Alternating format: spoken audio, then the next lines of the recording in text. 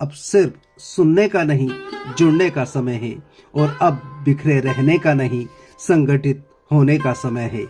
सनातन की चेतना को पुनः प्रखर करने, हिंदू समाज को एक ध्वज, एक विचार और एक संकल्प के साथ खड़ा करने और जाति भेद से ऊपर उठकर समरस, सशक्त और संस्कारित भारत के निर्माण के उद्देश्य से आयोजित हो रहे हैं विराट हिंदू सम्मेलन।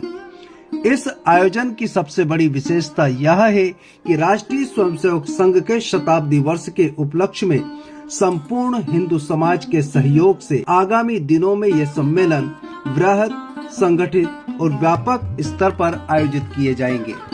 इन सम्मेलनों में हर सनातनी भाई बहन से सीधा और स्पष्ट आह्वान, आइए तन से सेवा दें, मन से समर्पण करें और धन से सहयोग देकर इस विराट आयोजन को ऐतिहासिक बनाएं। यह कोई साधारण कार्यक्रम नहीं, यह है हिंदू समाज की एकजुटता का उद्घोष।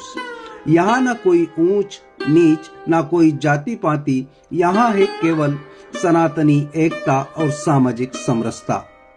सम्मेलनों के दौरान आयोजित होगा समरसता भोज, जहाँ हर वर्ग, हर समाज और हर सनातनी एक पंक्ति में, एक भाव में, एक उद्देश्य के साथ बैठेगा, जो अपने आप में सामाजिक समरसता का जीवंत और प्रेरक उदाहरण बनेगा।